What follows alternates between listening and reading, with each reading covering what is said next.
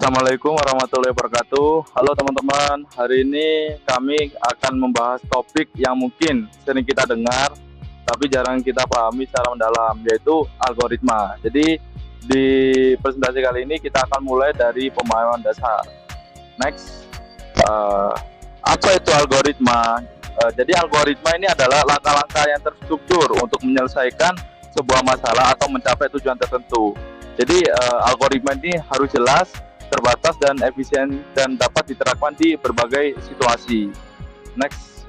Nah, kembali ke data. Jadi menurut Selviana Anggraini, algoritma itu merupakan instruksi pemecahan masalah yang mengarahkan komputer untuk memecah suatu masalah. Jadi singkatnya itu algoritma itu adalah langkah-langkah atau instruksi yang kita susun untuk mencapai tujuan tertentu. Namun menariknya bahwa algoritma ini tidak selalu harus diterapkan pada komputer saja. Faktanya algoritma bisa ada dalam kehidupan sehari-hari kita. Ya misalnya seperti ketika kita mengikuti resep masakan, itu kan sebenarnya itu adalah bentuk algoritma karena kita mengikuti langkah-langkah tertentu untuk mendapatkan hasil akhir. Jadi yaitu masakan yang kita inginkan. Jadi dari resep yang sudah ada dari awal seperti menyiapkan ini nih sampai menjadi masakan yang kita inginkan itu adalah algoritma gitu. Oke, next. Untuk itu kita bisa melihat sebuah algoritma sebagai konstruksi berpikir, di mana terdapat komponen awal berupa sebuah permasalahan awal yang biasanya merupakan masalah yang kompleks. Kemudian ada sebuah rangkaian instruksi yang bersifat kronologis atau berurutan, dan selain itu juga terdapat sebuah percabangan apabila ada ketentuan yang akan memerlukan perbedaan kondisi. Rangkaian solusi tersebut juga dimungkinkan untuk diulang-ulang apabila diperlukan, dan antara kondisi, instruksi, percabangan, dan pengulangan tersebut tersusun dan terstruktur demikian rupa untuk mencapai sebuah tujuan atau goal tertentu, yang biasanya tujuan tersebut telah terdefinisikan terlebih dahulu. Nah, dari penjelasan tersebut, apakah sudah bisa dimengerti nih terkait dengan algoritma? Pastinya algoritma di sini akan banyak kita temukan di kehidupan kita. Kemudian setelah kita memahami tentang algoritma, kita akan masuk lebih jauh lagi dan mengenal salah satu algoritma terpopuler. Apa itu ya? Jadi algoritma yang akan kita pelajari yaitu adalah algoritma quicksort. Kalau secara bahasa nih, quicksort artinya adalah pengurutan cepat. Untuk lebih lanjut lagi, quicksort adalah salah satu algoritma pengurutan yang paling populer dan efisien. Dikembangkan oleh Tony Hoare pada tahun 1960.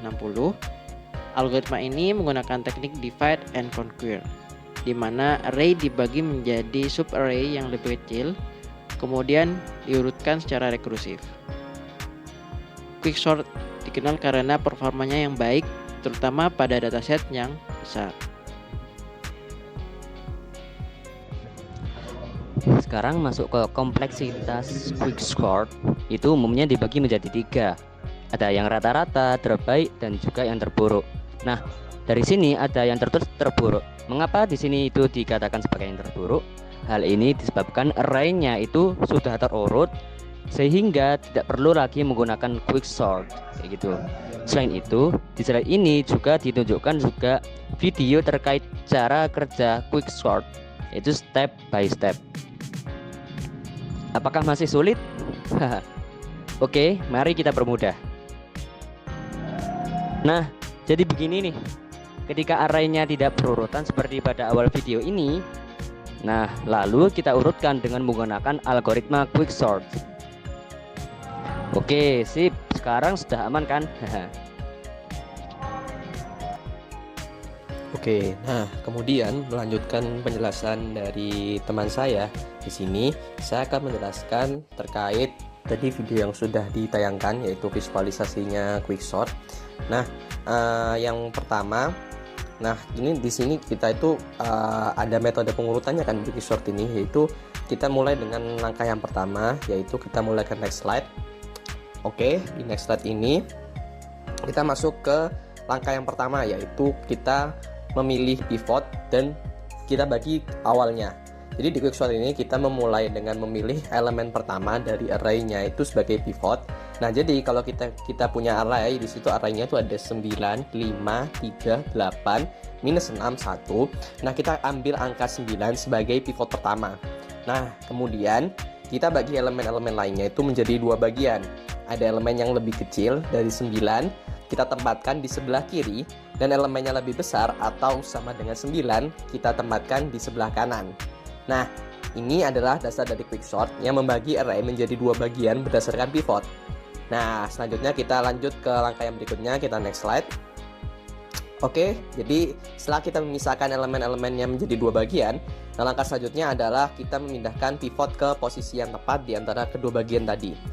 Nah, selanjutnya kita ulangi proses ini pada setiap bagian yang baru terbentuk. Nah, artinya kita pilih pivot baru dari sub array di sisi kiri dan sub array di sisi kanan, lalu kita bagi elemen-elemennya di masing-masing bagian disesuai dengan pivotnya tadi. Nah, misalnya di bagian kiri itu yang lebih kecil dari 9, nah kita pilih angka 5 sebagai pivot yang baru dan pisahkan lagi ke elemen-elemen di sekitar 5.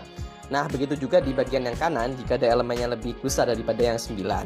Nah, dengan cara ini kita terus membagi dan membagi lagi setiap sub array-nya itu sampai semuanya terpartisi dan tersusun dengan benar. Oke, next slide. Nah, langkah yang selanjutnya yaitu setelah semua bagian sudah terbagi dan di setiap elemen berada di posisi yang benar, nah langkah yang terakhir adalah kita mengembalikan array yang sudah terurut sepenuhnya. Karena kita sudah membagi setiap bagian itu berdasarkan urutan relatifnya terhadap pivot, nah semua elemennya itu secara otomatis tersusun dari terkecil hingga terbesar. Nah, keunggulan utama dari quicksort ini adalah kecepatannya. Jadi algoritmanya ini bekerja untuk kompleksitas rata-rata itu untuk n log n. Jadi ada kompleksitasnya itu n log n yang membuatnya itu efisien, terutama untuk data-data yang besar seperti master data. Nah, jadi itulah cara kerja quicksort untuk memilih pivot, membagi berdasarkan pivotnya, mengulangi proses pada setiap bagiannya, dan akhirnya kita mendapatkan array yang terurut. Nah, mudah dipahami kan? Nah, itu tadi penjelasan quicksort dari langkah-langkah yang ada di atas. Nah, selanjutnya pada next slide ini. Nah, selanjutnya kita tentukan pada masa implementasinya quicksort ini, yaitu implementasi quicksort ini kapan aja sih? Ya, implementasi quicksort ini bisa diukuran. Nah, tadi kan aku sudah bilang kan, seperti aku yang udah bilang, untuk dataset yang besar atau master data itu sangat cocok sekali untuk quicksort ini. Dan yang kedua, karena memori yang terbatas. Jadi karena memorinya yang terbatas itu, kita tadi menggunakan quicksort supaya memori kita tidak banyak-banyak terpakai. Dan ketiga, kita menurut data yang kurang terurut dan terduplikat. Jadi data yang kurang terurut itu dengan adanya quicksort ini kan menjadi terurut dan mudah diurutkan. Nah, data-data yang terduplikat tadi itu tidak masuk juga karena tadi itu sudah diduplikat. Nah, tidak cocoknya untuk data yang sudah hampir terurut. Dan yang kedua, ada data yang memiliki banyak elemen yang sama. Nah, mungkin untuk next slide-nya dilanjutkan oleh teman saya. Terima kasih. Untuk implementasi algoritma quicksort dalam Java terdapat dilihat dalam kode berikut ini. Di sana terdapat parameter yaitu array, yang di dalamnya terdapat beberapa variabel yang digunakan dan juga menggunakan while loop. Lanjut, kemudian di dalam while loop ini juga terdapat beberapa while loop lagi yang digunakan untuk menjalankan ketentuan dari quicksort tadi. Jadi sekian untuk penjelasan kami hari ini. Terima kasih telah menonton video ini, semoga bermanfaat. Sampai jumpa lagi di kesempatan berikutnya. Dadah.